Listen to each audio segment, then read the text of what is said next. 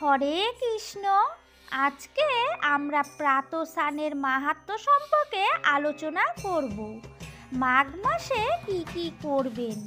12টি মাসের মধ্যে 3টি মাসকে অনেক গুরুত্ব দেওয়া হয়েছে, বৈশাখ, কার্তিক ও মাঘ মাস। মাঘ মাসে প্রাতঃস্নানে অনেক মাহাত্ম্য রয়েছে। ব্রহ্ম মুহূর্তে বা সূর্যোদয়ের সময় স্নান করা পদ্মপুরাণে বলা হয়েছে মাঘ মাসে প্রতিদিন স্নান করা উচিত। ভগবানের সেবা পূজা অর্চনা করা উচিত, হরিনাম জপ করা উচিত, সাত্বিক আহার গ্রহণ করা উচিত। আরও অনেক বিষয় উল্লেখ রয়েছে। মাঘ মাসে প্রতিদিন কি করবেন এই সম্বন্ধে আমরা জানব। নমস্কার বন্ধুরা, আমি সুচরিতা। আমার রিয়ান সোনা সুচরিতা ব্লগে আপনাদের সকলকে স্বাগত জানাই। নতুন বন্ধুরা আমার এই চ্যানেলটিকে সাবস্ক্রাইব করে পাশে থাকবেন। পুরো ভিডিওটি দেখার পর যদি কোনো অংশ ভালো লাগে তাহলে লাইক, কমেন্ট, শেয়ার করতে ভুলবেন না। শেয়ার করে দেবেন আপনাদের সকল বন্ধুদের মাঝে। চলুন বন্ধুরা, ভিডিওটি এবার আমি শুরু করি। মাঘ মাসে কি করবেন। প্রতিদিন বেশি করে হরিনাম জপ করবেন। প্রতিদিন সকালে ভগবানের চরণে তুলসীপত্র আর ফুল অর্পণ করবেন। এই মাসে প্রতিদিন তুলসীকে জল দান করবেন। তুলসী আরতি, তুলসী প্রদক্ষিণ করবেন। প্রাতকালে স্নান করার সময় গঙ্গা গঙ্গা গঙ্গা 3 বার বলে স্নান করবেন। যাদের পক্ষে সম্ভব পবিত্র নদী পুকুরেও স্নান করতে পারেন। যারা ঠান্ডা জলে স্নান করতে পারেন না তারা গরম জলে স্নান করতে পারবেন। মাঘ মাসে সাত্বিক আহার গ্রহণ করবেন। কৃষ্ণ প্রসাদ গ্রহণ করতে পারেন। বিশেষ তিথিগুলোতে নিরামিষ আহার গ্রহণ করবেন। যাদের পক্ষে সম্ভব তারা পুরো মাসটি জুড়ে নিরামিষ আহার গ্রহণ করতে পারেন। অমাবস্যা, পূর্ণিমা, বসন্ত পঞ্চম, একাদশী আগে ও পরের দিন মাসে 15 দিন আমিষ আহার বর্জন করতে পারেন। এই মাসে বেশি শাস্ত্র অধ্যয়ন করবেন। ভগবানের সেবার জন্য দান করতে পারেন। বৈষ্ণব সেবা দিতে পারেন। মাঘ মাসের মন্ত্র এবার জেনে নেই। সূর্য মকর রাশিতে অবস্থান করে।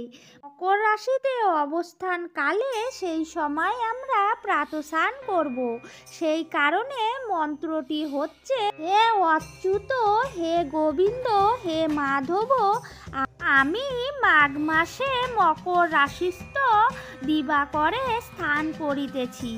হে প্রভু, আপনি যথারীতি এই স্থানের ফল প্রদান করুন। এই মন্ত্র মৌনালম্বন করে স্নান করবেন। এরপর বাসুদেব, হরি, বিষ্ণু, মাধব নাম স্মরণ করে হরিনাম জপ করবেন। এবার জেনে নেই শাস্ত্রে আছে পদ্মপুরাণে, স্কন্দ পুরাণে প্রাতঃস্নানের মাহাত্ম্য সম্পর্কে জেনে নিই। পৌষ ও ফাল্গুন মাসের মধ্যে অর্থাৎ মাঘ মাসে সর্বদা প্রাতঃস্নান করা উচিত। ভগবান ঋষি মহারাজের কাছে ব্যক্ত করেছেন, যুধিষ্ঠির মহারাজের কাছে সমগ্র মানব জাতির উদ্দেশ্যে ভগবানাদি বলেছেন, যদি কেউ মাঘ মাসে প্রাতঃস্নান করেন কোনো নদী, জলাশয়ে বা পুকুরে, তিনি যখন স্নান করে বাড়িতে ফিরে আসেন প্রতি পদে তিনি অশ্বমেধ যজ্ঞে ফল লাভ করেন। আরও বলেছে, প্রয়াগে হোক, পুষ্কর তীর্থে হোক বা কুরুক্ষেত্রে হোক, যে কোনো তীর্থস্থানই হোক বা বাড়িতেই হোক, সকল ক্ষেত্রেই মাঘ মাসে প্রত্যেকের প্রাতঃস্নান করা উচিত। পদ্মপুরাণে উল্লেখ আছে, ও হত সে নিষ্কাম, তার কোনো কামনা বাসনা নেই, কোনো ইচ্ছা নেই বা তার সর্বপ্রকার কামনা বাসনা রয়েছে, যে সকল মনুষ্য মাত্রই প্রাতঃস্নান করা উচিত। যদি কোনো মানব মাঘ মাসে স্নান না করে তার জন্মটি বৃথা বলে জানবেন। আমরা কেন প্রাতঃস্নান করি? ভবিষ্যৎ পুরাণে উল্লেখ আছে যে ভগবান শ্রীকৃষ্ণের প্রীতি বিধানের জন্যই আমাদের মার্ঘ স্নান করা উচিত। এই মাঘ মাসে প্রাতঃস্নানের মহিমায় কীর্তন করা হয়েছে শাস্ত্রে। যারা মাঘ মাসে প্রাতঃস্নান করে তাদের দুঃখ পেতে হয় না, তাদের সকল প্রকার পাপরাশি বিতরিত হয়।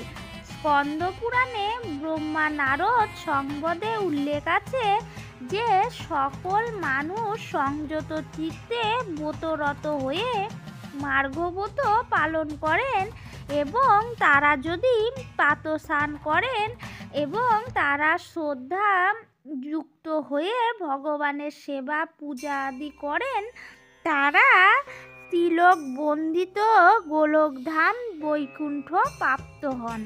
যারা মার্গব্রত পালন করেন, কৃষ্ণ প্রসাদ গ্রহণ করেন, মাঘ মাসে প্রাতঃস্নান, ভগবানের সেবা পুজো করেন, শাস্ত্র অধ্যয়ন করেন, তারা ভগবদ্ধাম প্রাপ্ত হয়। সবাই ভালো থাকবেন, সুস্থ থাকবেন। পরে আরেকটি নতুন ভিডিওতে আপনাদের সাথে আবার দেখা হবে। নতুন বন্ধুরা চ্যানেলটিকে সাবস্ক্রাইব করবেন, পাশে থাকবেন। কোনো বন্ধুদের অনেক অনেক ভালোবাসা জানিয়ে আজকের ভিডিওটি শেষ করছি। ধন্যবাদ বন্ধুরা, রাধে রাধে।